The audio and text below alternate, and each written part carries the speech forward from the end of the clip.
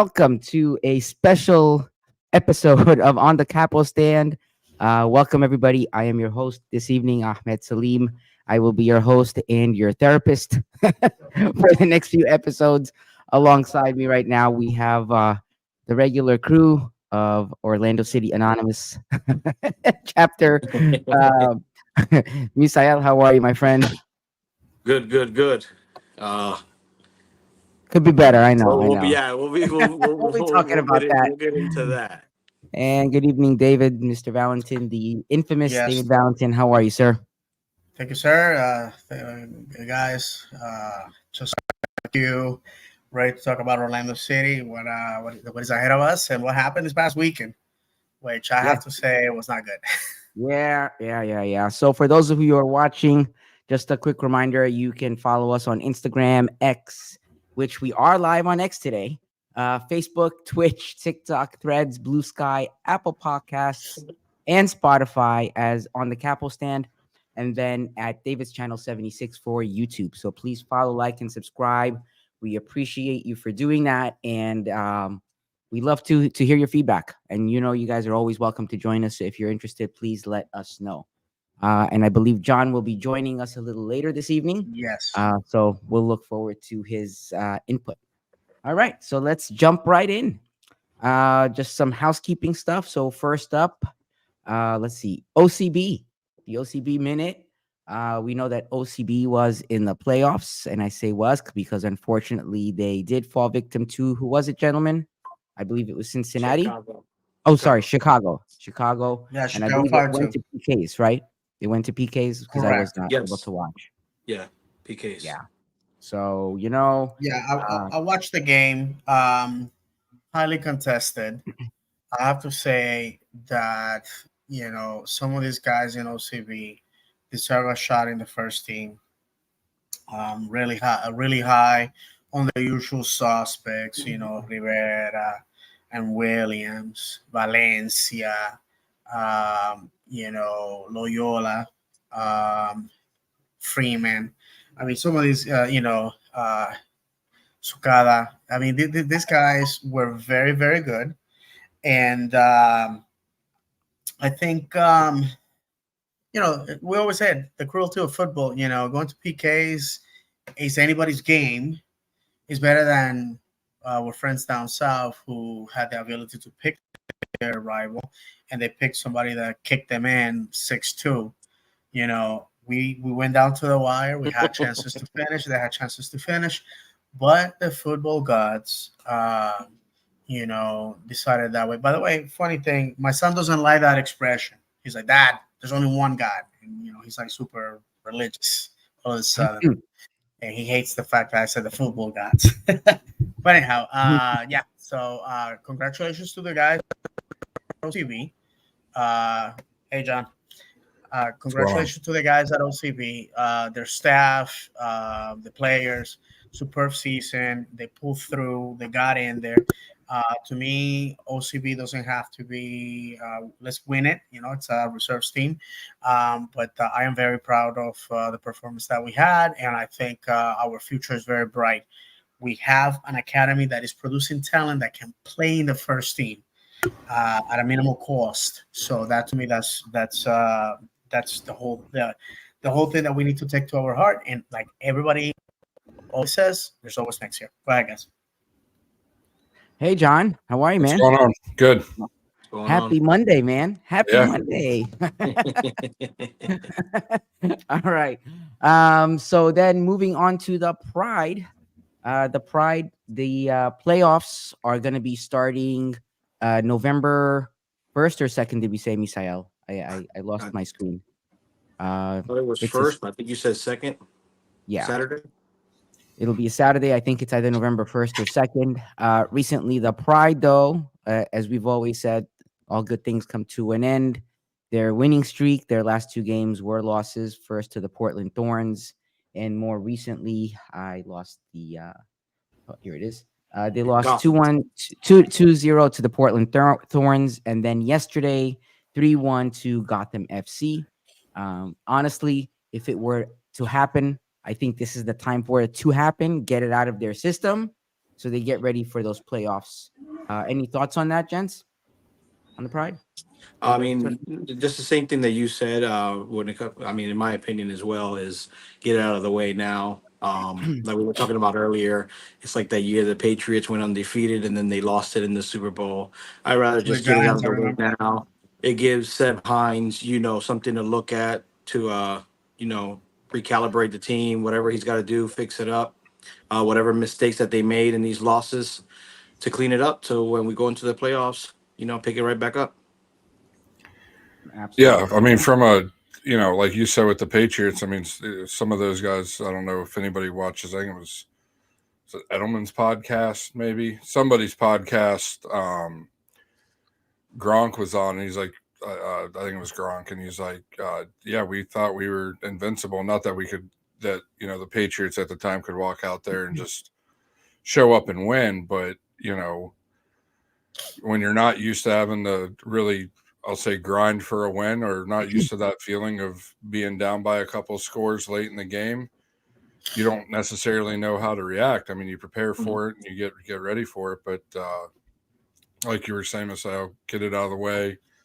Have it be a learning lesson for the team and go forward. I mean, everybody always says you learn more when you lose than when you win. So, I'm sure they'll take it. They'll go forward. And honestly, it's, Shield winners, it's yours to lose. Absolutely. Yes. Defeat is a teacher with very high tuition. That's a fact. Absolutely. Absolutely. All right. So on to the topic at hand. This past Saturday, we took on at home our local rivals to the north, Atlanta, and the outcome was not, I think, what any of us would have expected. I think going into this, we expected a different outcome given how we've been playing. I am going to say nothing else right now. I am going to open the floor to whoever wants to start out, and then I'll save my comments for the end. So who wants to go first, gents?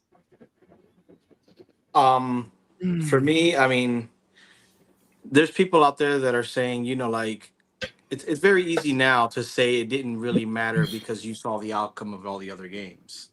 Going into it, obviously we wanted to keep fourth.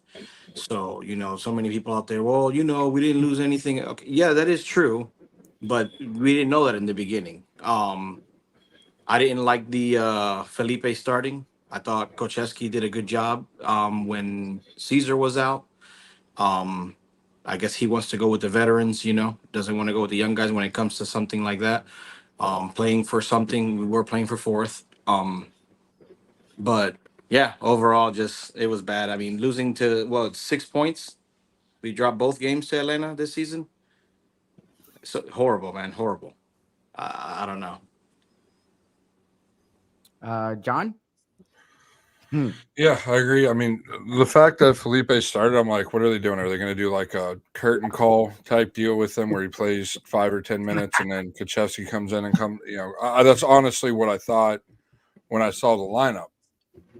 But then, it's not that he did a bad job, but it's a game you have to win. We very easily could have fallen the fifth or possibly even sixth. Or I think we could have only fallen the fifth, but still, we would have fallen the fifth, and then we would only have one home match. And it's like if actually no, it would have been six. If New York City would have lost. I'm trying to do the math in my head. Sorry, no, it would have only been we would have fallen the fifth, but still 2 away matches at either Shea Stadium or whatever they call it now, the Met Stadium, or at the Yankee Stadium. You don't want that. Nobody wants that. There's a reason why when NYCFC won their trophy, they won it because they had home field advantage, I think, for 2 of the rounds. You get them on a bigger field, it's shown that they greatly struggle on a regulation size field. And then to top it all off, to question the decision making, you bring on, when we need a goal, Kyle Smith, which I have In the all the midfield. respect In in the the world for midfield. Kyle Smith. You bring in Kyle Smith to play a center defensive midfielder, somebody who isn't the greatest distributor of the ball, somebody who thinks the ball's a hot potato and has to get it away from him as quick as possible. I was just about to say that. A potato. Yeah, and it's like, so you bring him, you bring him on. I'm thinking, okay, maybe they're keeping Kaczewski to play Sunday and be fully fit for Sunday because there is an OBC playoff match. He wasn't even on the squad for OCB. So if the game didn't matter, why are you playing Felipe and not giving some of the younger guys some time? And if it does matter and we have to score goals against an Atlanta team that struggles defensively, why are we putting in a Felipe? Yes, his distribution was some of the best in Major League Soccer, but he's older. Everybody knows you hit the age of 30, 31, 32, you start to slow down. I can say that now since I'm 35. I'm offended. But Yeah, me too. but it that just goes into it, and it's I put in our group chat right after the match. Matches like this are why I will always be Poppy out, why I'll always disagree with him as a coach. Those are games you cannot lose at home when you have to win. Guess what? They win. Nothing else in the league matters. We have fourth place. It's like, if you have to pay a bill and you get a bunch of money and then you go spend it and you're like, oh, I can't pay my bill. What am I going to do? You got to rely on somebody else. Well, pay your bill up front, put a good squad on the field that's going to score goals, and then take care of business at home, a packed house, as they wanted to say, which I know you guys were at the match. I wasn't even. They may have sold the tickets. They may have made the money off the tickets. Yes. There is no way 25,000 people walked through the turnstiles at Orlando City Stadium. Absolutely not. Overall, it was a disappointing night. Cool, we got fourth. We're going to go and win our first round, against Charlotte, hopefully, and then, bow out against Miami. And everybody's like, oh, Miami's the best team in the league. We did good. It brings up a point. We can talk about it later in the show, but Taylor from Orlando City, UK brought it up and asked if you were to rate the season on a scale of 1 to 10, 10 being successful, 1 being not successful. To me, this season's been a 5, maybe a 6, because of the beginning of the season. To me, in order for this season to be a success, we have to reach the conference finals. We have to beat Miami in Miami. Then we have to go play Columbus in the conference finals. We've never seen the conference finals before. We keep talking about how Poppy was brought here to make a difference, which he has. But until we make that next step, I will always say that we need a new coach. I disagree with his playing style. And matches like Saturday are a reason why. Matches like every match basically at the beginning of the season is the reason why. And it's just, to me, it was a microcosm of the issue the team has. Well, buckle up because we're going to make it this year. Yeah. All right. Well, let's start with some positives. I think worthy to mention that one of our own, Dax McCarthy, it's calling it a season, a career, product of Orange County Public Schools, Winter Park legend. And, his family has supported Orlando City independently where he has played. So, to me, I just want to thank you for his service in the national team, representing Central Florida, representing Orlando. And I hope that he makes Orlando home, and that our football community here can benefit of a man that really has nothing else to prove. So, he got some Dax, cheers. well done. Yeah, he did. I mean, Dax has always been a great supporter of Orlando City when he was in USL. A good dude. Unfortunately, him playing in Orlando just never happened, and that's the cruelty of the business. And a lot of people that remember him from his Winter Park High School days, still remember him for the player that he was. So yeah, for sure. I mean, yeah, he was playing for Atlanta, but who cares about that? I mean, he's not from Atlanta. He's from Orlando, Florida. He's very proud to say that. So, It was my niece's first game, so we had a lot of fun. I think I'll tell you guys, I had to apologize to the happy clappers because regardless of the result, I had a great time, and that's probably the thing that makes me mad the most. That I had a great time. The weather was fantastic. The stadium was great. Got a free shirt from Publix. What else can I say? But my good friends, one of the things that we have said on this podcast many times is that Orlando fails to win the games that matter to the fans. We have the last four games against Atlanta, we have lost them. This year, Atlanta scored 4 goals and we scored one. When we went to Atlanta, we felt a single goal. So to me, I have to honestly say, since 2017, has this been truly a rivalry? And the answer is no, because their wins are in the double digits. I think we will have won 3 games, if I'm not mistaken. Once we have defeated them in Atlanta, and the I other think two we've wins missed four have games, been right? here. Was that I thought it was four. I don't know. Maybe I'm okay? wrong. Yeah, yeah, no, you're probably right. Either way, yeah. Either way, you're right. Though I know where Right. you're I going mean, next. Yeah, our wins we can count with one hand, yeah. and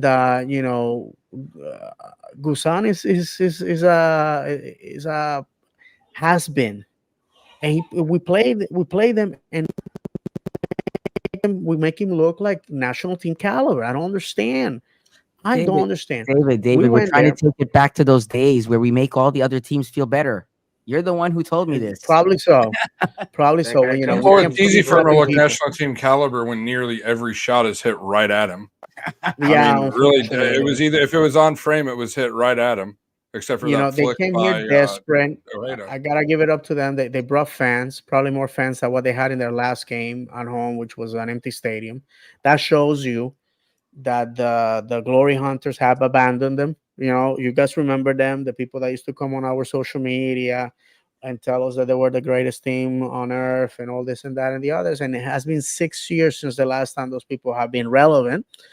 And it was our time to bury them and humiliate at home, but we chose to make them look good. So Orlando City legend Rob Valentino gets to rub it on our faces. I love Rob, great guy. When he was here, he was unstoppable. I know that Atlanta's gonna do him dirty again because once again he saves their face, and they're gonna reward him by just making him another assistant, or probably send him back to MLS Next Pro, which is a shame. If I was him, I would be like, "Thank you very much," and move on because he's wasting his talents there. But falling down to 2 goals, I think by the 17th minute, unbearable. Giving away a stupid PK that, thank God, Pedro saved and made us Oh competitive. my gosh. And then we had a great goal by Martin Ojeda, but that was it. That was it. That was it.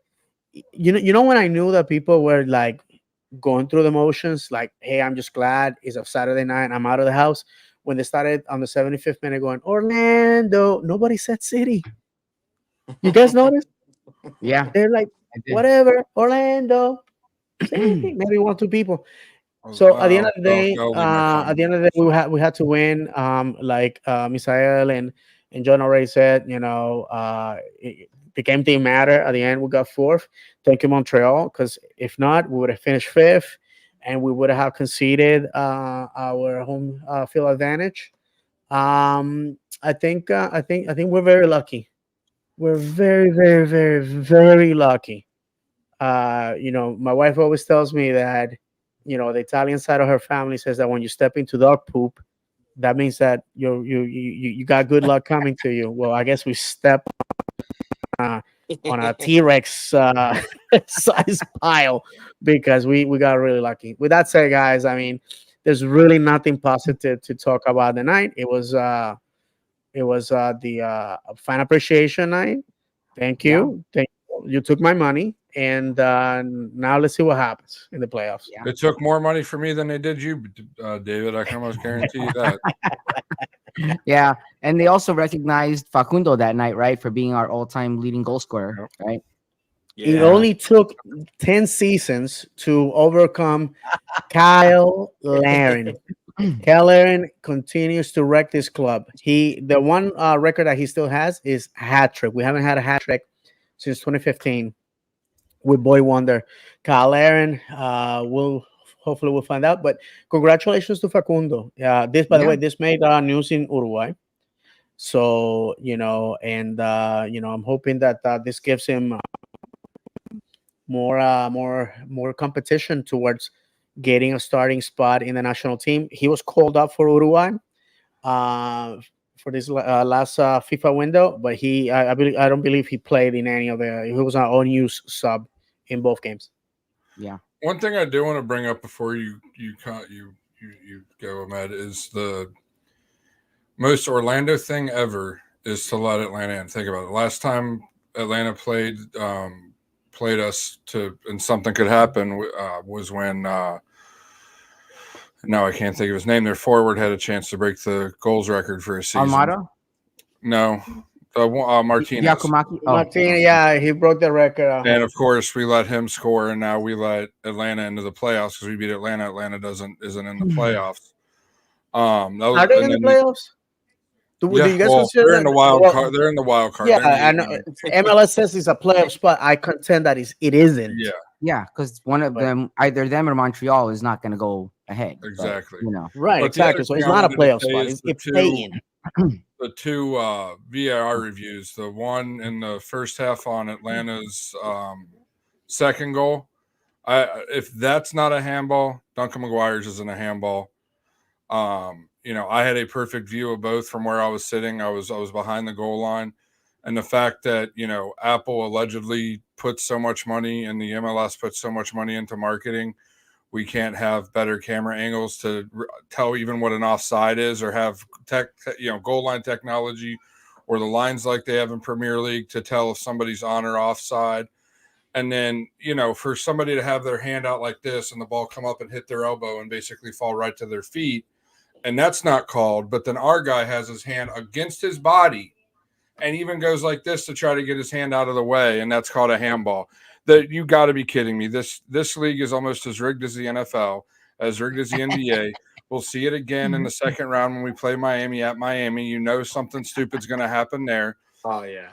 But it also comes to a point where good teams play through that. There's a reason why, the Spurs years ago, when the official that was eventually fired and I think arrested for throwing games, and he had a Mavericks San Antonio game in the playoffs at Dallas. There's a reason San Antonio won those games. They're a good team. There's a reason why the Patriots and the Steelers don't win it, or not anymore the Patriots, but the Steelers don't win every year. There's a reason why Kansas City hasn't won every Super Bowl for the last 5 or 6 years. These leagues in the United States 100% tilt them towards the teams they want to see. And Saturday was a perfect example with the 2 VAR calls that didn't go our way. And by now, Orlando fans should be used to it because VAR calls never go our way. I saw it and I barely celebrated the goal. I'm like, they're going to call this back for a handball, even though it wasn't. Right, and the second I flipped my phone on to go on Apple because, it's 10 seconds behind us. And I saw the replay. I'm like, yeah, they're calling that back. There ain't no way they're letting that go in because Atlanta's going to definitely miss the playoffs then. And it's just sad to see. I can't wait for the day Don Garber steps down. If these owners had any cojones whatsoever, they would demand that he step down, period. They would have demanded it 5 years ago because of the way he runs this league and the atrocity that he's turned this league into. Once Messi got here, we were told how it was going to be used to grow the game and grow the sport in the United States, and he hasn't done it. It's been a messy. Nope. It's been a messy fest. I'll put it that way to keep it family friendly. Right. Since he's joined, there has been 0 good players join the league since he came in. So, and spending has went up minimally. Cool. You added an extra DP spot. Ooh, let these teams spend the money they have, and that some of the teams want to spend the money on the players and make this league competitive, and it'll be the greatest league in the world in 10 years. We have money in the United States. Everybody wants to move here. I'm so sick and tired of it, and it's going to be a fun playoffs because guess what? We beat Miami. They have nothing to say to us now. they're our little brother now. They'll after we beat them in the second round with the MLS and the refs and everybody on their side, they have nothing to say. Sorry, man. I went on a tangent there, but No. I felt like it had to be said. We're good, Hey, man. it's all good. We're It's all good. I always say that's it's just the passion, right? It's the passion that we have for this team, man. For me, that game, I mean, I'll keep it short because we have a lot more that I want to talk about, but it was pathetic. Like that was the one word I texted to you guys. It was pathetic for consistency, which is something we've lacked. Right after when we made the playoffs, the team posted this whole thing where a record of 10-3-1, 31 points since the start of July, the most wins since July 1st, the most goals in a single Orlando City season, playoffs every season, one of the 3 active teams to make. And you lost to Atlanta at home. And then we lose to Atlanta at home. You know what I mean? It's like I mean, great. Those are all great accomplishments. But one thing, Miguel Gallardo, and I still have the video, he said, if you claim to be a championship club or if you want to be a championship club, you have to win the games at home. The game at home that everybody really wanted to win against rivals, right? And not just, it wasn't even that, right? And the ref sucked. But I always argue it's like, you can't leave it up to the ref. And that's exactly what we did. We left it up to the ref, who we know is not going to help go our way. And then we try to chip the ball to the goalie like we're in like U12. What do you think? He's going to drop the ball and that's going to roll in? That's not going to happen. We need to the thing that concerns me is we're getting ready for a playoff, right? So and there's a chance, let's say Atlanta has a really good day and beats Miami, right? Guess what? We're going to have to play Atlanta again, the Atlanta we just couldn't beat. What that? Like, come on. We're worried about Miami and we can't even beat Atlanta that is in 9th place. How is that? How are we worried about anybody else when we lose to a team like Atlanta? And you know what? Because they wanted it. They won because they wanted it more. They were that better team on Saturday. I'm glad you're saying that, Ahmed, because that's what I told my son. They won because they were the better team, hands down. They wanted it more. So my question is, when are we going to want it? Because we don't have any more time. I say every game's a playoff game. Guess what? Now it's the playoffs. So with that said, moving on to the playoffs, you know what I have to say about that? I'm all teeth. Yeah. What the, sponsored by the Dentist Association. What the heck? By the way, Ahmed, I wanted to say this. Atlanta did beat Miami in Miami earlier this season. Yeah, there you go. Right. So you know what? It's not impossible. It is not impossible for us to find ourselves facing Atlanta again. Here we are and losing. Losing. What would be worse? What would be worse? Losing in that first round against Miami or against Atlanta? I argue against Atlanta. It will be second round, and our fan base will call it a successful season. Yeah. It'd be worse to lose to Atlanta. 100% worse. And I don't care if we played, it's a home match. Like you were saying, it's a home match. You win those. You have the crowd on your side for a reason. There's a reason that everybody but the supporters wasn't into it on Saturday when the Orlando City chant happened. The stadium lit up after that first goal that we scored. Yep. Lit. Oh, yeah. Like it was crazy. I don't know, man. I don't know.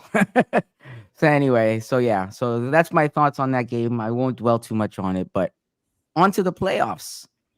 And we've dropped 11 points this year to our supposed rivals. Mm-hmm.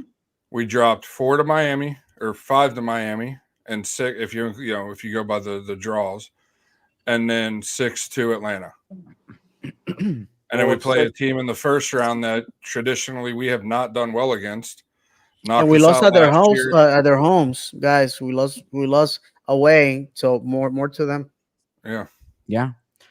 So this is the. I still can't get over it. Remember last year it was like On the Hunt. That was cool. This is like all I was talking about it, John. Before this is just lazy, bro. With David and Misael, I was like, what I think they're gonna do for the first round? They're gonna give those teeth. Those fake teeth. Halloween teeth, man. The first 5,000 fans in. Maybe in purple or something.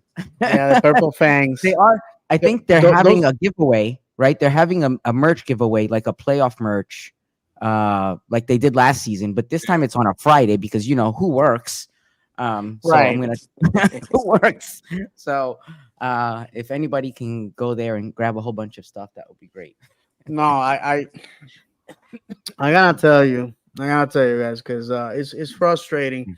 And after this, I'll give the microphone to uh uh Misael, because I want to be short. The fact of the matter is that we have to show some sort of linear progress. The game against Atlanta should have been taken as a dress rehearsal for the playoffs, one that we failed miserably.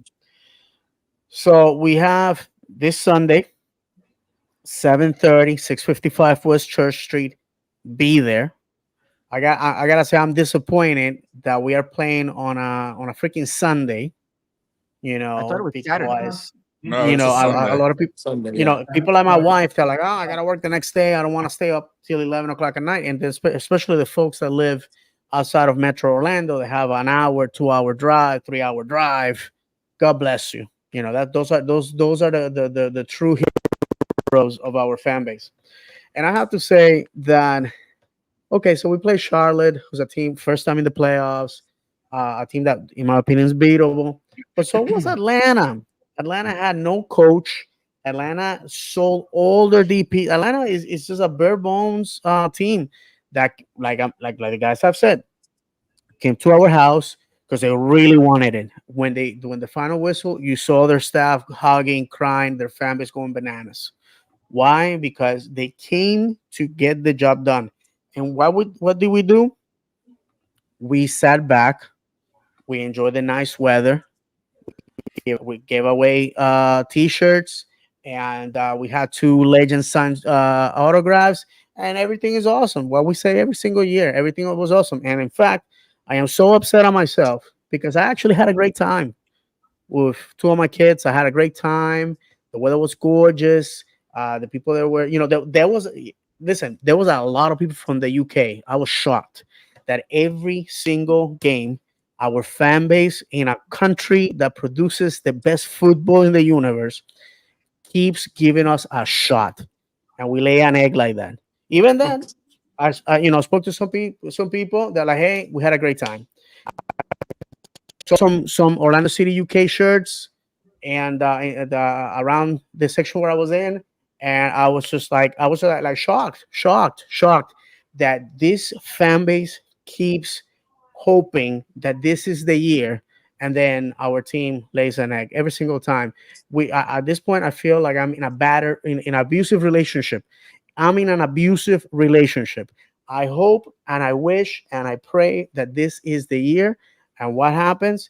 I'm calling 911, telling the operator, but I love him. He beats me, but I love him. So yeah, and my apologies if people think I'm making light of a serious situation, but the reality is that that's how I feel. Go ahead, guys. Go ahead, Miss Ed. Not much. I mean, the same thing. Just piggyback off what you said. I was looking at the Atlanta game the same way. Preparation for the playoffs. Thor. I know it's his first game back, but for a little while there, he wasn't looking good. Um, but hopefully, he got his legs under him in that match. But yeah, the same thing. I mean, he should have just been preparing for the playoffs, and I feel bad because people probably on here listening think that we're just ragging on Felipe every week, or at least I do, I guess. But I don't mean it in a disrespectful way. I just, like I said, I wish, if we're prepping for the playoffs, why is he there? I think maybe John was right. I mean, maybe it was like a curtain call because there's no way Papi plays him in the playoffs, and this is this is going to be it for him. I doubt he's going to play anymore. And it was kind of evident too because I'm thinking at halftime, Felipe's not coming back out in the second half. He comes back out, 51st minute, he takes him out. Now, am I wrong? Or if you take someone out in halftime, it doesn't count, right? You still Correct. have your three It's not windows. a window. It's not a window. Yeah. Still Yeah. So counts like towards one of the five substitutions, but it doesn't count as one of the three windows. yeah. So my thing is like why waste the 6 minutes into the second half, and then you just take them out? So what was the point of that? Like, why don't you just leave them in the locker room and bring in Lodero or something? I don't know. But It's just yeah. Go ahead. for it to be a curtain call, like he has, yes, has he been serviceable to our club for 2 years, 3 years, whatever it is? Yes, but he's not a club legend. He hasn't done anything. He hasn't won anything No, no, here. he has been a journeyman. That's it. So I Great mean, guy, to though. want to give him a curtain, to think of it as a curtain call is, it's not like Felipe came out before the match and said, "Oh, this is my last regular season match in the MLS. I'm retiring after the playoffs are done." He didn't. None of that happened for it to be a curtain call.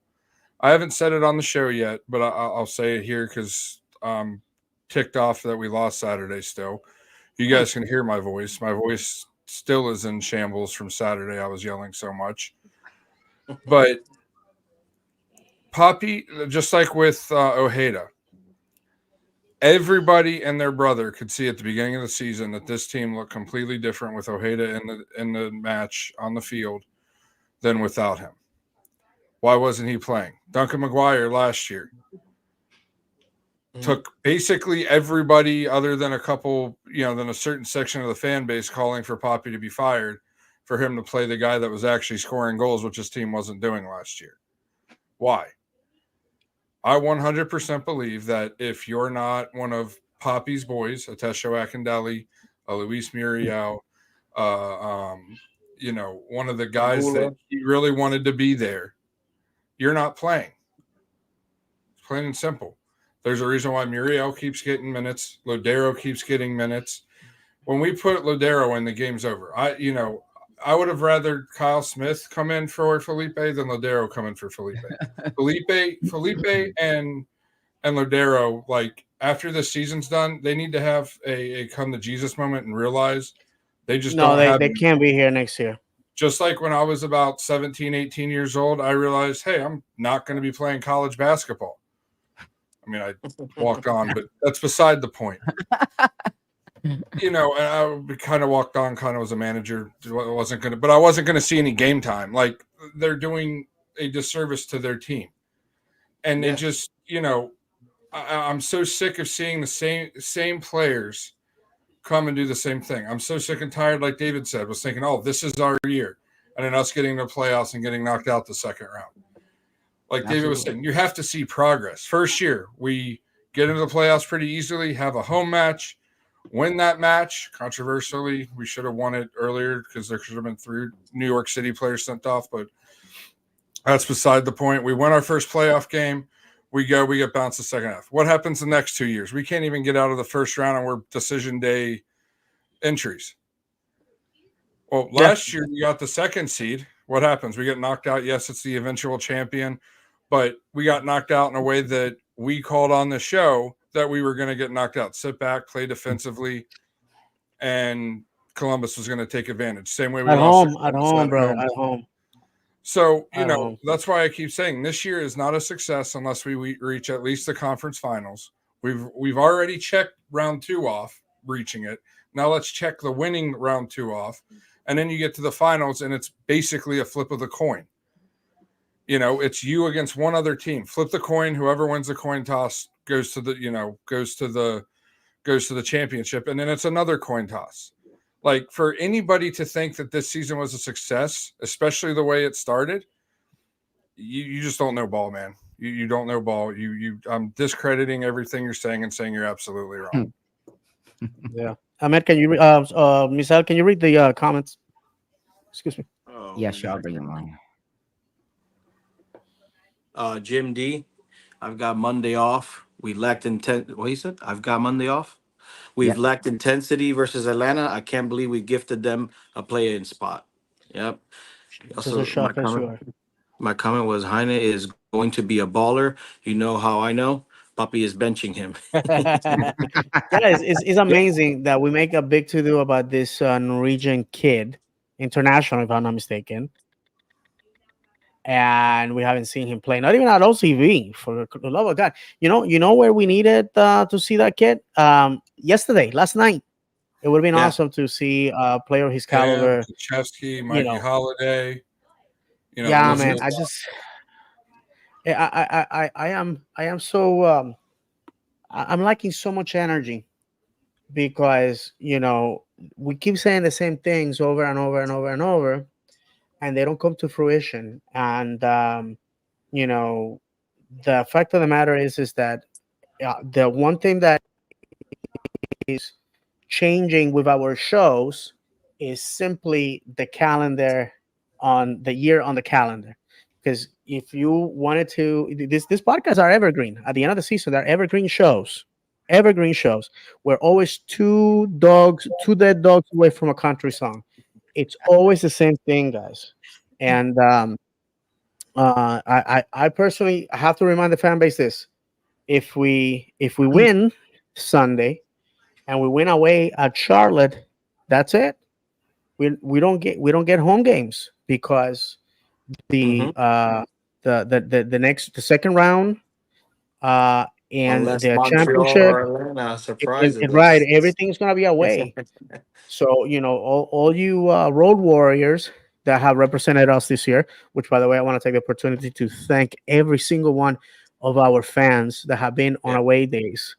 Our every single game that we played on the road, at least had a handful of Orlando City fans. Hmm. And as someone that hasn't had that experience and that opportunity, I thank you that our boys always hear somebody saying, "We're from the 407. We're here to cheer on the boys." So, with that said, I think the urgency is not in the fan base, and the urgency is not in the staff, because to me, Oscar always says, "Hey, I always hear from the fan base if we're doing good or we're doing bad."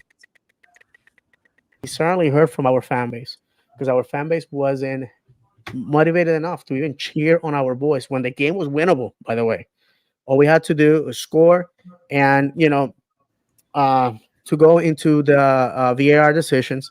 Listen, never leave it to the judges. Go out there and go for the knockout. We had And that's our what we did, man. opportunities. We had our opportunities. We did not go for them. This is what happens. Just like when we played the second round playoffs at home against Columbus, we had to win. We were this far from getting the winning goal, but we didn't. And we had two double yellows, and then after that, you don't need to be a spiritual advisor to see into the future or run numbers to know that a team that is losing or that is tied with 9 men eventually is going to be on the losing side, especially when Columbus has, to me, guys, before I give up the microphone, Columbus has three of the most aggressive and prolific goal scorers in this league. And that's Ramirez, that's Cucho, and Superman. um, oh god, his Rossi. name runs Rossi. Rossi. Rossi, right, the Uruguayan guy. Yeah. Rossi, which by the way, Rossi is a family friend of Facundo Torres's family. Just so you know. So these guys known each other all their lives. And Wow. I'm telling you, this if by a miracle of God, we defeat Miami, Oh, it's happening. I guess we can call it a day, because now we have something to uh, clown them for. But guys, think about this: we lose. Well, Atlanta defeats Miami, and they beat us, and they go to win the MLS Oh, Cup. oh my God. Listen, Mont- I'm gonna erase all my Montreal. social media and disappear. I gotta like that movie, like where the guys change their face, whatever, face off. I'm sorry. I can't. There's no Montreal's coming been back hot. from What's that? Montreal's been hot. I don't know if Atlanta Yeah, makes man. it past. That's They've what I'm won what, saying. 5 or 6 in a row, that. They sure have. and I think it's at their home, right? It's Yeah, at it's gonna be a Montreal. Montreal with a Oh, Joseph Martinez. I gotta tell you this. I thought Joseph Martinez was diabolical. This is his That he time. was diabolical. But to see him laugh at the fans of Atlanta United doing all the crap that he was doing, diabolical. I'm sorry, because our former players have the decency to not celebrate goals, to like wave at the fans, to like just let it be. This man, this man doesn't care. This man is like, listen, there's enough Venezuelans already in the United States. I'm staying over here.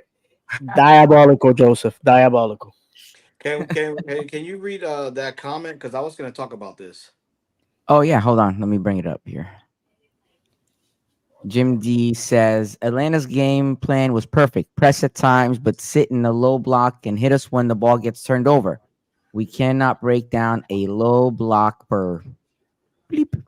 Okay, so now you guys that know more soccer than I do, the low block, was he referring? Because what I was gonna bring up was that mainly in the second half, what I noticed was, and I've noticed this with us ever since we've had Poppy, that teams set up like a zone defense where I could have sworn in the second half Atlanta had like all their guys like this wall in the back, and we just could not get through. And I've You make noticed me that with so excited, Miss Io. This is so. When somebody talks about a low block in soccer, that means basically what Orlando City prefers to play. That's why we're so good on the road. You sit back and defend, wait for the other team to turn the ball over, and then generally you try to counter counterattack. attack. Yeah, Yeah, the yeah. counter, which by the way, the counter before Papi came in, before Oscar came to be our manager, the counter attack, the set piece, uh, the free kick and the corner kicks were our kryptonite. We had no defense to that. We have gone shorter as the years have gone by, and those corners used to mean something because you always had a Seb Hines or Antonio Carlos. You know what I'm saying? There Tesho, to exact Tesho, a Daryl lot of these tall DK. guys. And I'm gonna give some criticism to a man that, in my opinion, who's a great football player. But he, short man to a short man. I believe some of our issues have been that Ramiro Enrique is not that tall. I've seen many times the ball just going over his head, and it's like, well, maybe if the guy was 6 foot, I like mean, the he guy that we can let jump. go, I'll back him up. He can jump out, out of the stadium. oh, But he his can, brother. legs are incredible. But He can it's put some it's space. deeper than that there, David. Like you shouldn't have to count on somebody that's let's say Daryl DK, who's 6'3", who can out jump everybody and basically everybody in the game. The issue lies is when you try to break down a low block, and I ask you, Miss Ayala, to go back and watch to keep it very simple. When we get the ball in our attacking third, our front three or four, our movement is minimal. Watch in the Premier League, or in Spain, or in those are the two better ones. Everybody in Italy pretty much plays a low block and tries to counter. It's a very defensive league. We can even go into Germany. Watch the attacking players when they're going against a defense that is playing a low block, or even when it's not on a counter, when it's when it's in their attacking third and they're really playing possession in their attacking third. Watch the movement of the attacking players. That's the one thing Duncan does so great that is to me one of his most underrated attributes, and why he scores so much is his movement without the ball, his movement off the ball. There's certain pieces, the corner of the 18 extended. When that ball gets down to the corner, we almost never have anybody on that corner of 18 extended for that person in the corner, or the person that's the drop for the person in the corner, to be able to feed it with them and easily float it around. In order to get it to go around the pitch, we have to go back to the drop, back to one of our backs, circle it around. It takes so much longer. Versus if we had that guy there, it's just bang, bang, and then 2 passes, you're over. You didn't relieve any of the pressure, attacking pressure. And, but I've been saying this for 3 seasons now, that it's the same thing, been the same thing for 3 seasons, that we hope too much for the long cross. And like David was saying, we don't have any skyscrapers in there to pick the balls out of the air anymore. And we hope too much on the counter, and our counter, frankly, and I'm not going to go down that rabbit hole, but our counter, frankly, is abysmal too. Our counter is get the ball, go to the corner. Well, then we get it in the corner. We have to circle it all the way back to midfield in order to get it around, and we relieve the pressure. So, that's what Jim D was saying, basically, with the low block and why we're so bad with the low block. And I wish I had, I wish I could go John Gruden and have a dry erase board behind me right now and show you. But John, it's funny because as I was watching that game, it reminded me, I had a little PTSD from the last time we were at the watch party. And we were at the watch party, the Den After Dark, their watch party, and we were doing exactly that. We were recycling the ball, going back, and everybody was like, "Why do we keep doing that? Why do we keep doing that?" Because you're in a good position, but you have nobody to pass the ball to. So what do you have to do? You have to pass it back, and that's what we end up doing. And I'll put it's some pictures. frustrating. I'll put some pictures in our group chat. I'm not going to. I know there's people that listen. I'm not going to put that up there and deprive them of that. But I'll put some pictures up in our group chat, Miss Io, so you can see what I'm talking about. And the one I'm talking about, I did earlier in the season, and I Yeah, guarantee you, you watch that match on Saturday, you'll see players virtually in the same exact position. Now we do better with Ojeda on the field. Ojeda likes to kind of float into that space, but a little bit less deep on the attacking end. He, instead of being 20 yards from the goal line, he tends to like to be 25 to 30, which still isn't bad, but that's, to me, that's one of the fundamentals of when you get to, and I'm not saying I know everything, obviously this is my opinion, but it's one of the fundamentals of when you get to high level soccer is having those outlets, having those players that are going to be in the spots and just know to be in those spots and naturally be in those spots to help you succeed. And that's the one thing I make fun of the rondos all the time on here. It's the one negative part about the rondo is everybody stands in a circle knocking the ball with each other. That's what we look like on the field half the time, is everybody just standing in a straight line knocking the ball to each other. And there's very little fluidity in our attack, very little off the ball movement when we need it, unless everybody's running to a goal, and then we leave the back post, late back post run wide open, and the ball goes out of bounds, or we have somebody gather it in the corner, and then it's redo it on the other side. Mm-hmm. I mean, For I'm sure, with my you on friend. Saturday. I was yelling, move, move, move, because like at that second half, it's like it got stagnant. Like people just standing around, and you, like you said, with Duncan. That's what I love about Duncan as well, because I've noticed he moves very well without the ball. Yep. I saw there was a I can't remember what minute it was, but there was a point where Schlegel got the ball, because of course we pass it back, and he's getting two defenders coming at him, and he's basically calling for like somebody move around so I can get rid of it, and everybody's just standing around. And I don't know what it is with us having these bye weeks. Of course we want the MLS to stop with the international Right. play, but then when it does happen, we always come back so stagnant. Like I don't understand. Like it's, you Too never much know what rest is a Atlantic bad City thing, I we're guess. getting. Say it again. Too much rest is a bad thing, I guess. Well, and I absolutely. mean, it kind of goes back to my questioning of it, kind of what you were saying, Miss Io, is that look how long it takes us to get going the last two seasons. 4, 5, almost 6 months. Five, we'll call until it Fac- 5 months until post Facundo until seasons. Facundo warms up. But it's not even Facundo; it's the whole team. Defensively, think about it. At the beginning of the year, we gave up 5 goals to Miami. Oh Uh, yeah, yeah, yeah. But that's what I'm saying. Like Yeah. that's what I was saying a couple weeks ago, that I don't understand. Like this team goes as far as Facundo takes us. When he warms up finally 3 months in, it's like then everybody warms up at once. It's like, what were you waiting for? Like Yep. if he's struggling to get going, I don't know what's going on with the coaching. Why isn't everybody else going? Like, what are you waiting for him for? Somebody else yeah, step up. Like, and I feel like it's every time this guy takes long to get going, then that's when everybody else steps up. It's so weird. We Like, have we have the shortest postseason in league history. I don't know if you guys remember. We used to finish early September, crown a champion in October, and then we had Mhm. November, December, January, February, basically 4 months, which most leagues in the world, 6 to 8 weeks. Let's go. Um, I would like to mention, since we're heading out to the playoffs, this is what we have in store moving forward. This Tuesday, October 22nd, Montreal will be hosting Atlanta, 7:30. Go tomorrow. Montreal. Yeah. Then on Wednesday, we have Vancouver and Portland on the West Coast wild card game at 10:30 p.m. for Unite Owls that want to stay up for that one. Then Friday, Whose what house was is, sorry? Who's home? Vancouver's hosting Portland on the 23rd. And then on Friday, October 25th, Miami will be hosting the winner of Montreal and Atlanta.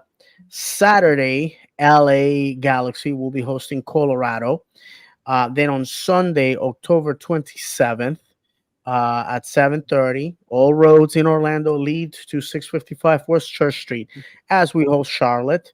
Later on at 9:45, we're gonna have LAFC welcoming the winner of the wild card game between Portland and Vancouver.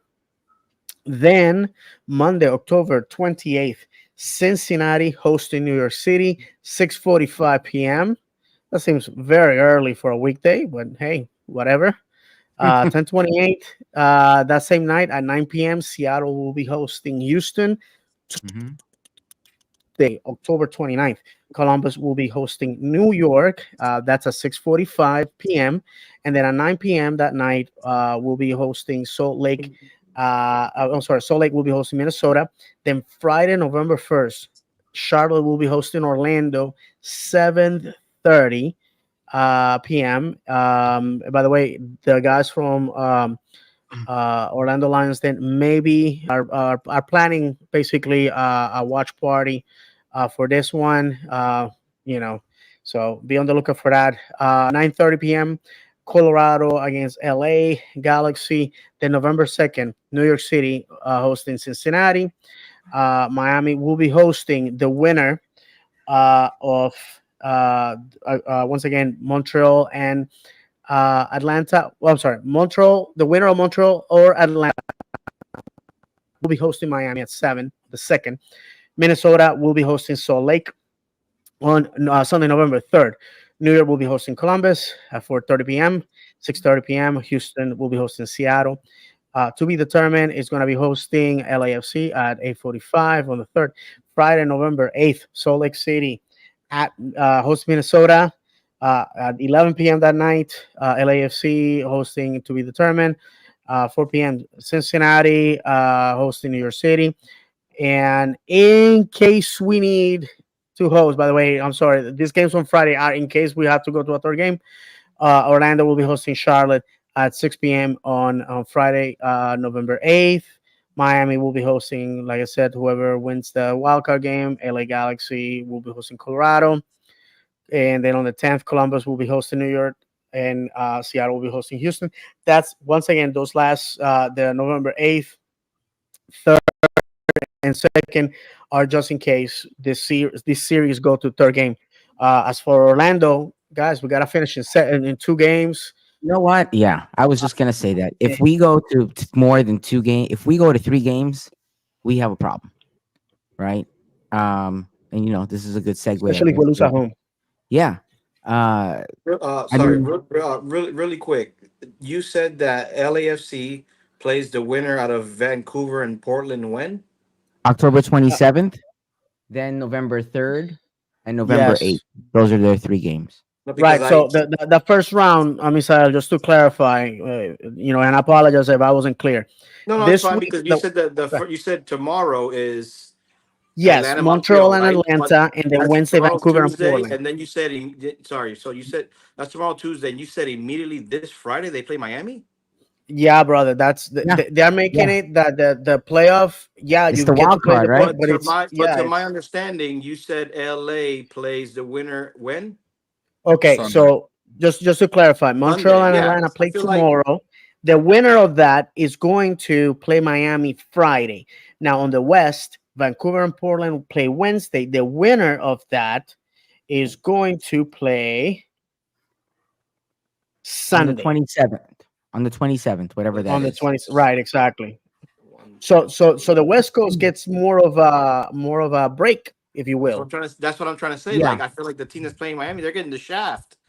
It's They only sure one What are. do day you expect? difference. Everybody is. This is Okay, this is Miami's It's really only one day difference because my Montreal and Atlanta play on the Yeah, 22nd, and they have 3 days. no, not these really, are little brother. things. Think I about met it. these are Think little about it. things. Wednesday to These are Sunday is little not the things same that as the Tuesday league and is Friday. doing, so Miami gets hooked up. You're not seeing it. Listen, this I want. I mean, please play the X Files music in the background. Misael cracked the code. Something Yeah, that what all is four of this? us I heard that. I'm like, did not wait a see. minute. I'm telling you guys, listen, and we're gonna be talking about the elephant in the room in a second.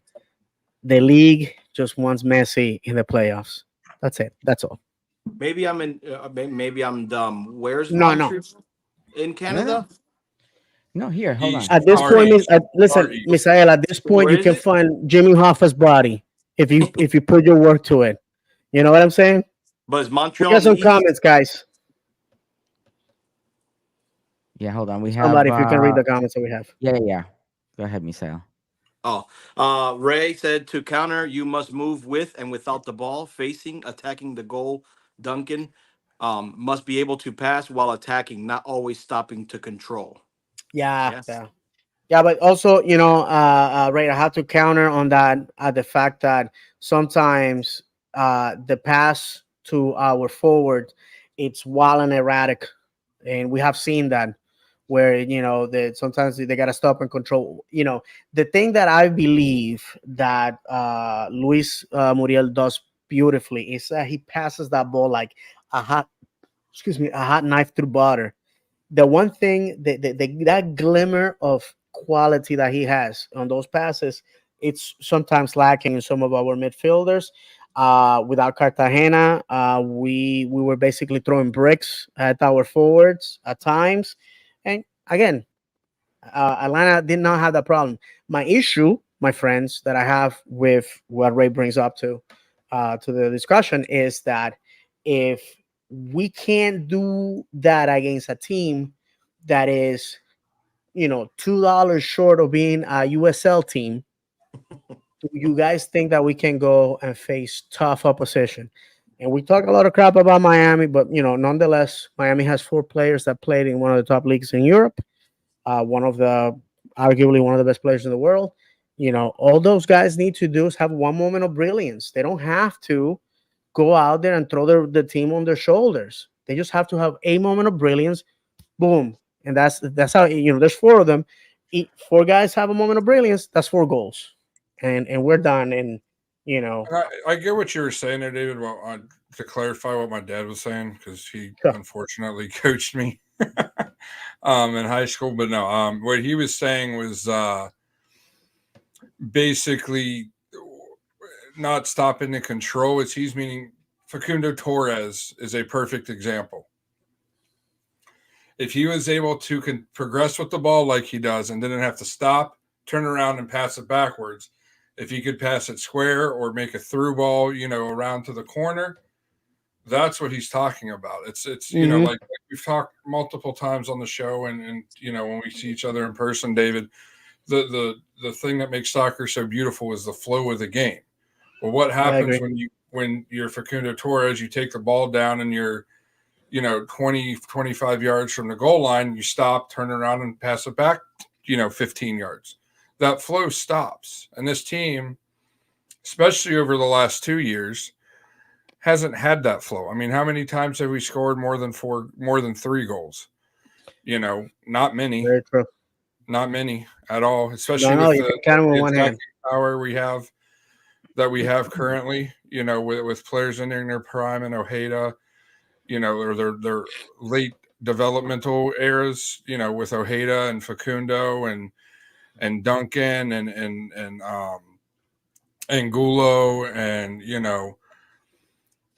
we should be scoring a lot easier than we are. They make it so hard on themselves by not moving off the ball, by having to turn around and play it backwards. And then when hmm they do play it backwards, nobody moves. Yeah, And exactly.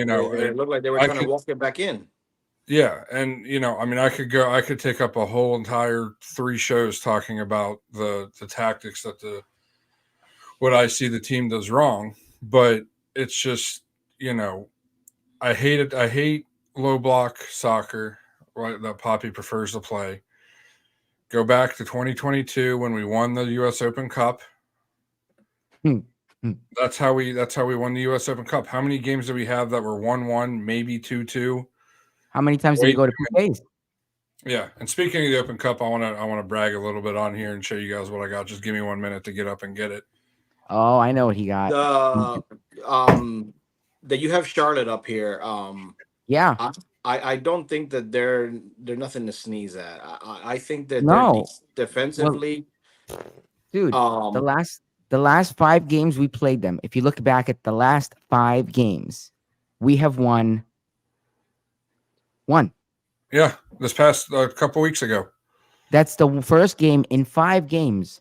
And one of those games that they ruined our US Open Cup chances. We went there Yeah. as the Uh, US Open Cup champions, Didn't we play like in Defending didn't we play champions. them defending like in some high After school games or something? bye, defending our title to leave after we had a bye in the first half, in the first round. with our tails between our legs, 1-0 to Charlotte.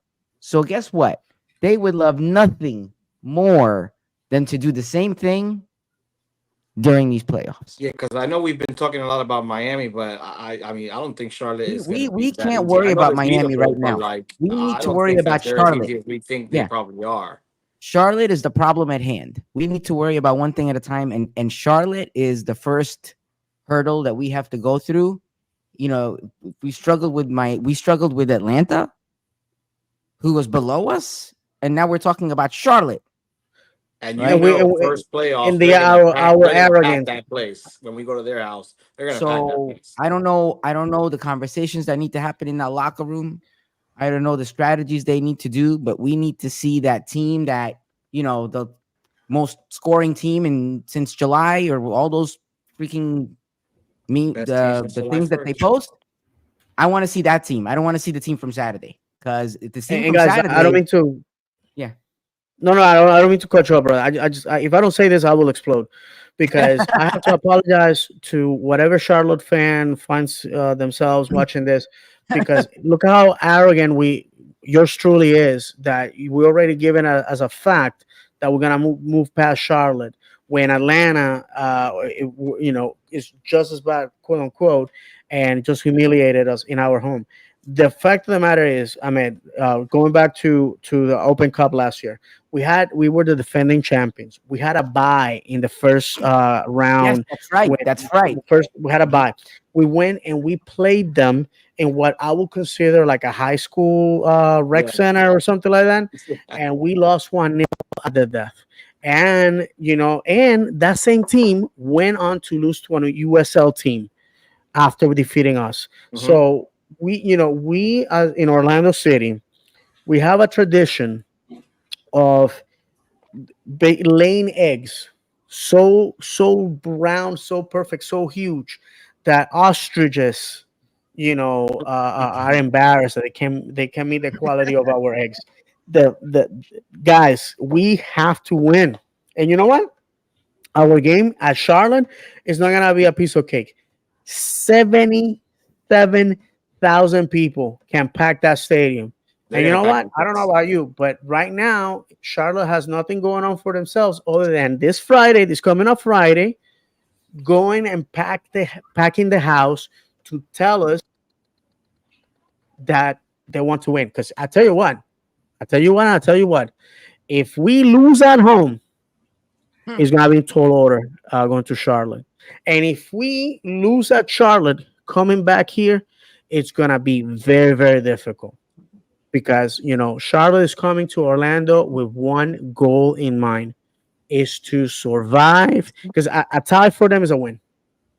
A tie for them is a win, because guess what? Yeah. According to the new rules, you cannot end up the game in a tie. You have to go to PKs. So there has to be a winner. That's what I'm trying to say. There has to be a winner. So I don't know, guys. We have to go in there with the intention of killing Charlotte and moving forward.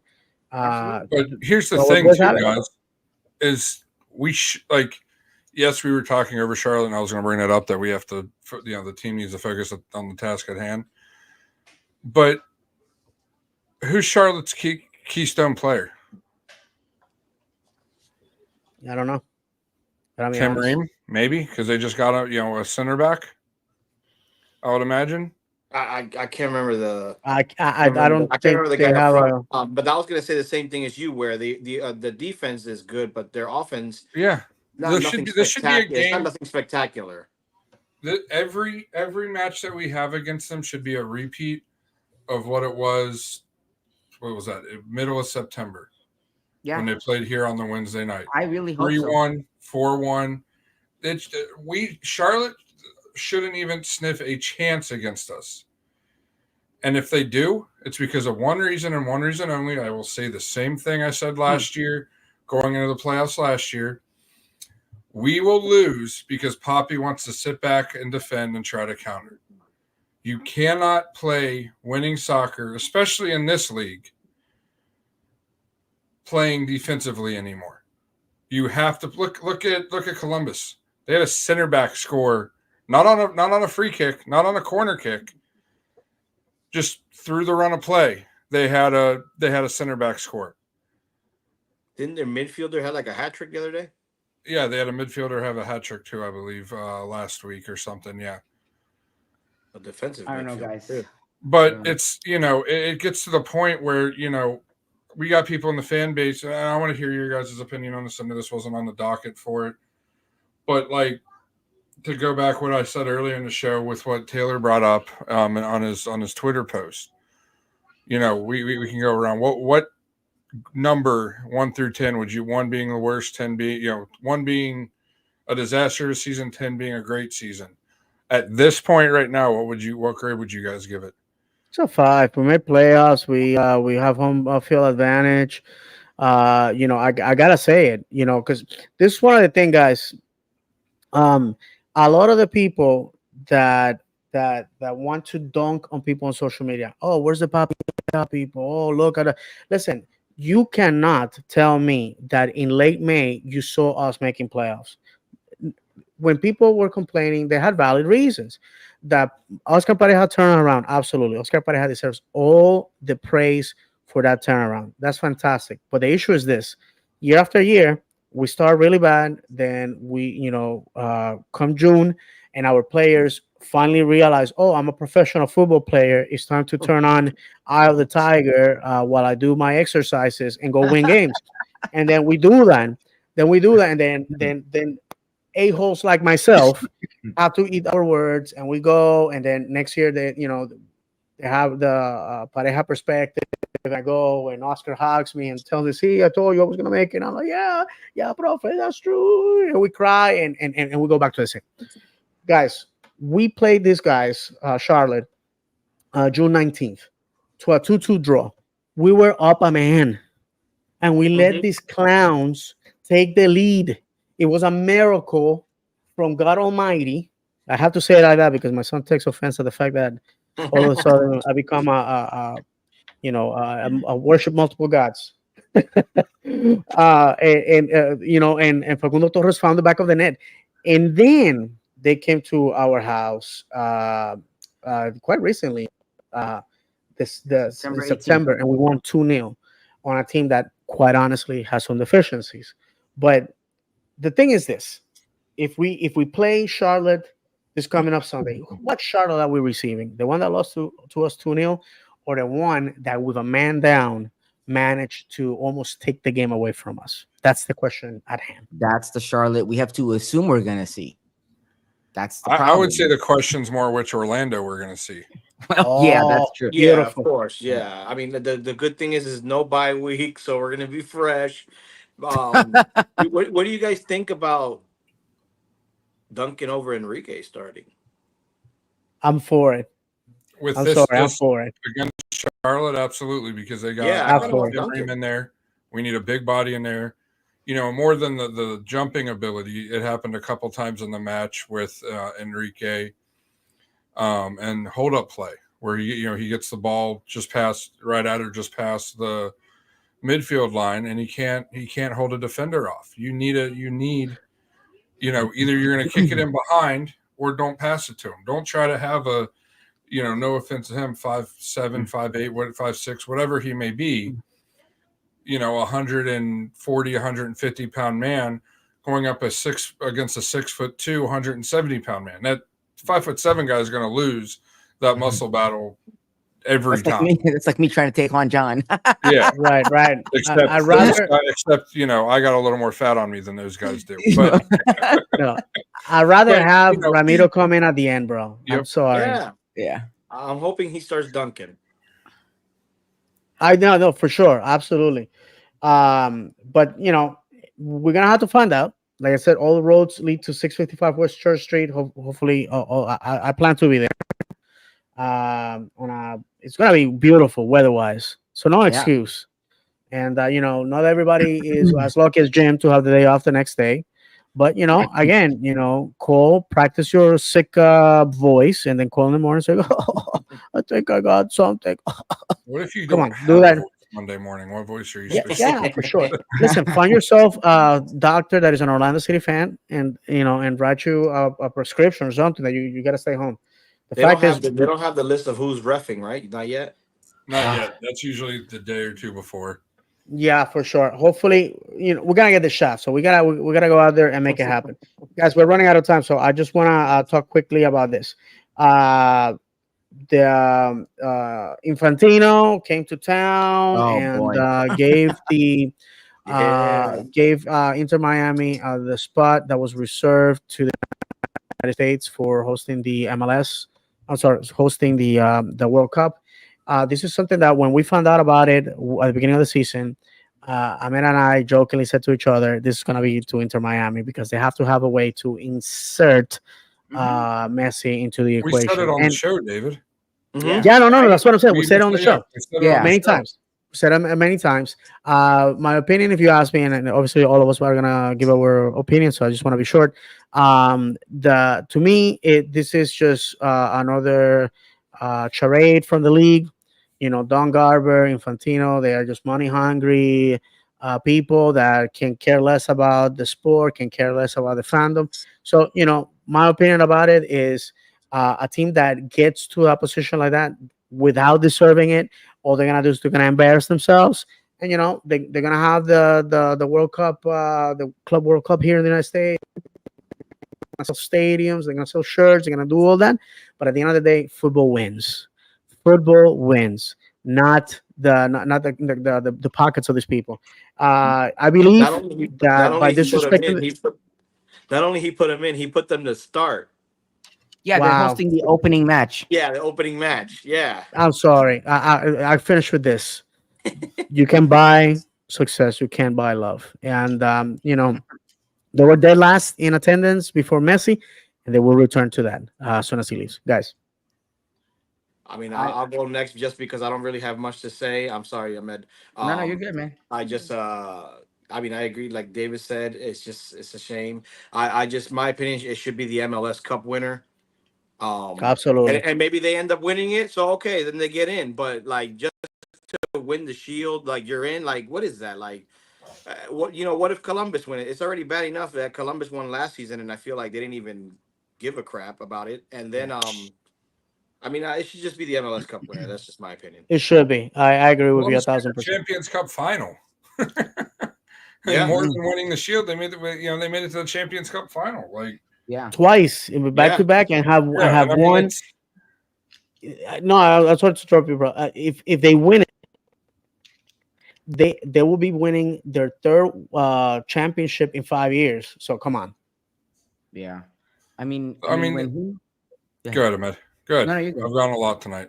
Now, I was just gonna say when he made the announcement and I was listening to it, it brought me back to that conversation we had because he said because they won the supporter shield. I'm Yeah. like, that's a freaking excuse.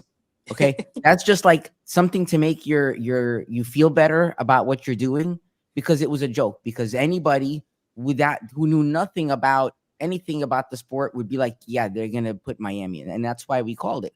So for me to see him say that, I was just like, what a crock of you know, it's like, give me a break. Do what's right. And in his eyes, he's doing what's right for his pocket, for the money, right? But that's not what's right for the sport. It's like, so they're gonna be in this tournament. And I'll be honest, I hope they don't even make it out of the group stage. They're I said it not. before. They're Huh? not. I mean, not for nothing, because like for me, you have to every other team that's there earns their spot by winning something that's What of value. happens? What happens if Messi goes to this thing and gets hurt and he's off for the season? Then what? Well, yeah. Well, that's like what happened to him during the Copa America, right? At the end of the Copa America. And how Yeah. big a deal were they making about that? So I don't know, man. This is I mean, gonna be it comes to one of those things you just roll your eyes now. Yeah, they're not even hiding it. debatably, you can go back to the last World Cup that Argentina won. That's a team that who they lose to in the group stage, and then somehow ended up winning the whole Oh thing yeah, they magically. lost to Saudi Arabia. Yeah, and then magically, won the final. And the Saudi Arabians going, "Where's Messi? Where's Messi?" You know what? I had that meme on my phone, ready to rock and roll. So somebody please beat him so we can use it. So I mean, Uh, it's just part of the I don't remember the exact saying, but you force feed people something so much they start to believe it. A lie so much that they start to mhm, believe it. And I'm not right. discounting the greatness, how good Messi is or how great he is or anything like that. But you just look at how they treat somebody like him versus somebody that's equally as great as he is and Cristiano Ronaldo, who and the two are treated night and day. Cristiano Ronaldo is made to look like a villain, and Messi's made to look like an angel. But then you watch the way Messi acts on the field and Oh, stuff. I absolutely, I agree. Listen, He's a I'm not little Argentinian, and he never played for any of my teams. So I would love to say something that starts with an F and it finishes with an M. But the fact is that I don't care for that guy. I really never did. This Ronaldo and Messi, it never a problem for me because my Israeli team, if the moon and the stars align themselves properly, they get to participate in European football. And this past year, PSG rolled into town and Messi scored 5 goals against an inferior team. I'm sorry to say, I love Maccabi Haifa. I tried to watch as many games as possible, but the fact of the matter is that Messi was gonna go and destroy them. And then, I have to sit there and watch every anti-Semite piece of trash talk crap about my team, and then also see people going, "Oh my God, the beauty of Messi. He is poetry in motion. He's just a player, a finished one." And then on top of that, the team that I follow in Europe, it's a lower league team, so it was never part of my radar. And I'm so tired because once we post this episode, we're gonna get the same comments from Thanks for the the same views. people in the third Thanks for the world. views. Oh yeah, for Rack sure. our views up. Let us, Right now, while somebody you're at imagine it, that. we follow us while you watch. Yeah, please do. But I mean, I agree with you, David. Like, but I'm on a different spectrum of it. To me, there was no question about who was the better soccer player. Yes, Messi is ultra gifted, but to me, I'll give the example I give people that try to debate me. Take two soccer teams. One is Cristiano Ronaldo, one is Lionel Messi, both in their primes. Not today. Cristiano Ronaldo is almost 40 years old. Mhm. Messi's 36 or whatever. He is 37 in their prime. You don't know who anybody, including those two, are on either team. Who is your eye going to for first? Yeah, Cristiano the guy with the Ronaldo. name. Yeah, yeah, for sure. Cristiano Ronaldo. Well, no, period. Like just by play. Nobody has names. It's just a bunch of guys playing soccer. Mhm. Your eyes are going to go to Cristiano Ronaldo first. Who's going to make the more spectacular play? They're both going to make spectacular plays. But your eyes will go to Ronaldo, the strength that he has, the speed the pace that he has, the quickness he has. And for all those people that say, oh, he scored so many goals because he played a striker. When he was with Manchester United and when he first got to Real Madrid, and at most of his time at Real Madrid, He was a wing. he was a winger. Yeah, left Mhm. wing. He was not a striker. He did Inside not turn number into a 7. striker until he joined Juventus when he was 33 years old. I gotta say this. I regardless of what happens, all I know is that this year and the following year and the year after that, we're gonna fill up that stadium. Miami can say the same. I have told people many times, just like I told Atlanta fans that this was gonna what was gonna end up happening to them, and they said impossible in football. All streaks, good or bad, come to an end. And I have to say that it wasn't our MLS team that got hammered 6-2. players that know that they don't have a future because they know that they're never gonna go to the first team because the first team has to make room for people that are way past their prime. So with that said, you know, it just breaks my heart that we are giving this example that our league is, there's a script. It's predetermined who's going to be the champion, who's going to be the winner. Because eventually, what you're going to do, Don Garber, is you're going to kill the heart of the fan, the heart of the fan. And to complete, we on our TikTok, we posted a video with all the pictures that we took this regular season. I I want to have it thank, to show, David. yeah, absolutely. I want to thank everybody that took the time to watch us or listen to us this year. It has been a difficult year personally. I can tell you that right now. And on and off the pitch has been, and we're here. So I just want to thank everybody that went on the road to support our boys, everybody that supports us or that doesn't. Our fan base, worldwide. Because I have met a lot of people that do not live in Orlando or Florida or in the United States on those terraces. So I want to thank everyone that has supported the boys of the 407. We don't know what's going to happen in the playoffs. We'll be here to talk about it. And if our season comes, it's okay. We're gonna wait, celebrate the holidays, and then come back at it. And one last thing, I want to thank Orlando City front office for recognizing the holidays of the different religions in the fan base. To me, that's just beautiful. It shows our diversity. It shows who we are. It shows that we can put all our differences, what separates us to the side, put on purple when one body. So I wanna thank that. I want to thank the intern or the employee that is running the social media. That's Listen, liking all our posts. listen, you're liking all our posts, and after 8 years of podcasting, I am shocked that that's happening. Whoever you are, send us a message so we can protect you, so we can protect your costs. We can lay All hands keep on here, you. baby. Yeah, put some oil on you and pray for you and take you to the waters because somebody's gonna find out and they're not gonna like you very much. So, Um, guys, anything else to say so we can get out of here? Yeah, I just I really do, as much as we clown on Miami and everything, I really do feel bad for their fans. And this isn't me being me. This isn't me being silly either. This is me being 100% serious. Because if I was, you know, if something like what's happened to Miami the last 2 years happened to Orlando, we wouldn't be able to go to the games. We wouldn't be able to afford to go. I mean, their tickets shot up like 300% or something like that. Yes, sir. My tickets went up. My 2 tickets for the supporter section went from like $52 a month to $56 a month, not to $150 a month like theirs did. I don't have to pay. The one good thing about our, as much as I do clown on our supporter groups, the one good thing about them is they are very reasonably priced to join them. If you look at Miami's, they're hundreds of dollars to join instead of what is it, 15, 20, $25 for 25, 50 for bucks. yeah, Mhm. for an individual to join.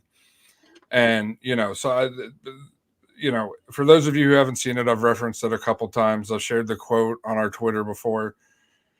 If you haven't watched Ted Lasso in the last season, don't ask me what episode and don't ask me what minute. If you want to DM me, I'll look it up and I can easily give it to you. But the owner of Richmond gives an impassionate speech. If you remember the Super Cup that was talked about a couple years ago, they kind of go into that in one of the episodes, and she talks about how this sport and a lot of sports are made for the common man. I've seen a lot of people from baseball share it. And if you're a fan of sports in general, it'll bring a tear to your eye. And to me, it's one of the greatest non-coaching speeches in cinematic history because of what the topic she hit. And she was in front of a bunch of Premier League owners, and they were talking about starting a Super League, and she basically said, "Shame on you guys. How much more money do you need?" Hmm. But it's a great speech. If you haven't seen it, Ted Lasso is a great series anyway. I would highly suggest seeing it, not just for the soccer aspect, it's a very good series if you don't like soccer. But let's let I hope the boys roll into these playoffs, guns a blazing.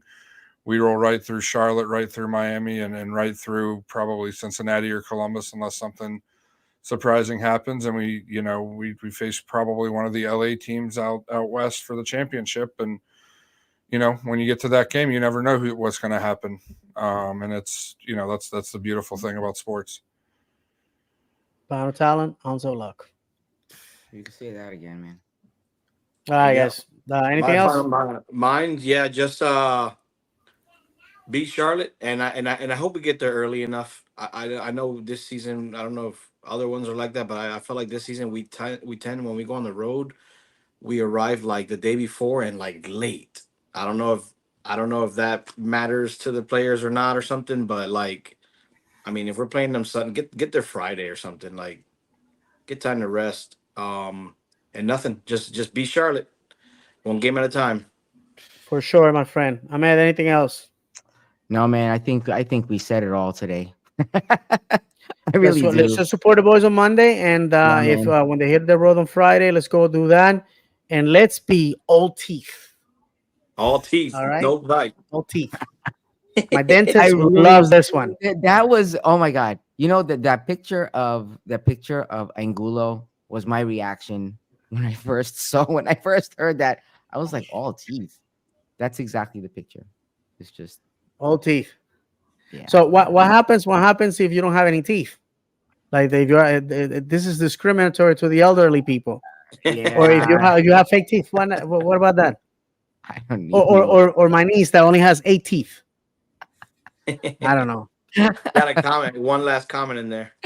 Yeah. we Let's, got a our comment good friend here. Victor Rose, and Yeah, then let's get out of here. Victor said, spot on, John. I feel bad for the true Inter fans that they were building. Sports has always been for the true fans and always will be.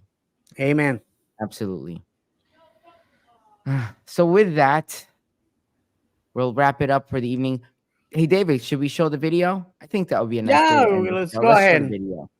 So this is a video that David put together. It was on It's our on TikTok. our TikTok. If Yeah. you don't follow us, what are you waiting for? Yeah, this is a quick video he put together. So we'll finish off with this.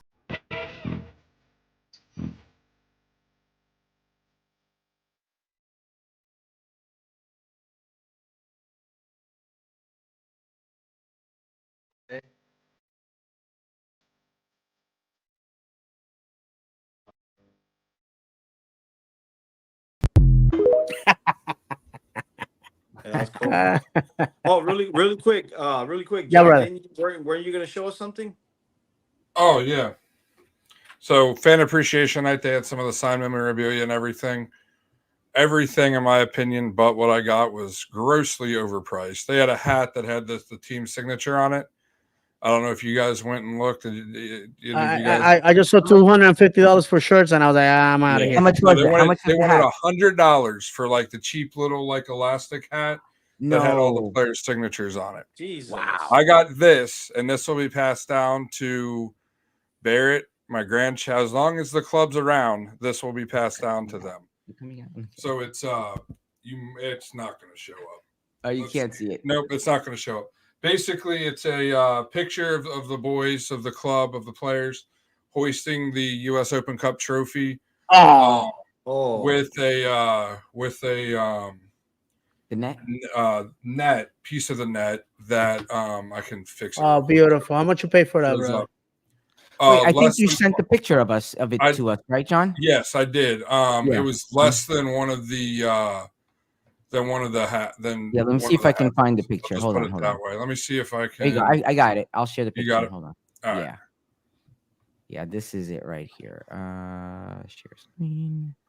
So I mean, I was like, I went up there and I saw the prices. I'm like, I'm not like I expected this to be almost $200, and it was less than half of that. So I felt like I stole that. And surprised, no, shockingly, there wasn't a nice. single one left at the I end. think I saw somebody on Facebook put they This got is it right here. Can you guys see that now? Oh yeah, yeah, that's There you cool. go. Look at that. Oh yeah, So the Oh, net that's wow. on the front there of the picture is Beautiful, the man. actual That's just net. It came beautiful. with a certificate of authenticity and everything. And to Well, me, that's I mean, and this is no offense to the players, really. The only autograph thing that I would have bought was something from Kaká, because he's a legend of the game, you know. And I mean, maybe one of the young guys that's on the team will go on to be a legend of the game, but you know, that's just you. I might as well play the lottery and try to get more than guess who's going to be a legend of the game in 15, 20 years. But this, you know, this will outlast me, and it's something that'll be cherished, you know, for anybody that's a supporter of the club, in my opinion. I think that was also my dad just commented. That was my dad's first Orlando City game. Was what a game to pick! Oh, what a first game, man! Oh my gosh! Literally, so you guys know me and my dad usually are on the phone if it's an away match. I wasn't able to go to the match and many of the U.S. Open Cup matches in 22. Had a newborn. You guys, I'm sure, understand that. Trust me, brother. I try my hand. I bring in a baby. God. But me and my dad are watching the Red Bulls game, and I think it was the fourth goal. Because remember, we scored 5 that game. I think it was the fourth goal.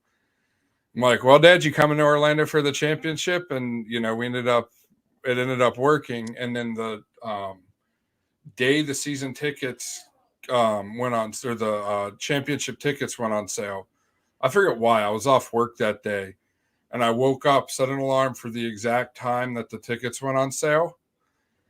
And you guys know how it is when you wake up, you're kind of groggy and maybe nod back asleep. I'm not kidding you. I nodded back asleep for 10 minutes, went on there, that showed the section was still one section in the whole supporter section had tickets available. Clicked on it, said, sorry, your section's not available. Refresh, click. It kept saying your section's unavailable. Somebody must have literally looked, went and talked to their significant other, and it timed out and came back because oh my gosh, 3 of them were available instantly. So me, my girlfriend Brianna, my dad was able to go. So my dad's been to my dad's never been to an Orlando City game and seen them lose. He went to the Miami game last year as well, and then the New England game back in September. Mm-hmm. So he's never seen them lose in person. So is your dad available to come on Sunday? Just exactly. Let's do about to say that. You got to book the last minute. That's where Frontier comes in. First flight. that and Tom has never seen Orlando City lose. Yeah, you know, you probably saw one of the best games in our history and senior team and MLS history. Yeah, no kidding. So Tom, over there in Bolton, England, Greater Manchester, we gotta get you over here. All right, let's get out of here. We already 7 minutes past the time. Thank you very much, everybody. And Ahmed, take us out the only way we know how. Yes, sir. We're gonna leave you the only way we know how, reminding you that football is played on grass, not on paper, regardless of what we read. That football is cruel and unpredictable. That football is a pound of talent and an ounce of luck. And if you haven't cried for joy or anger over football, have you really ever footballed? For the whole team here, may God bless you. And as always, vamos.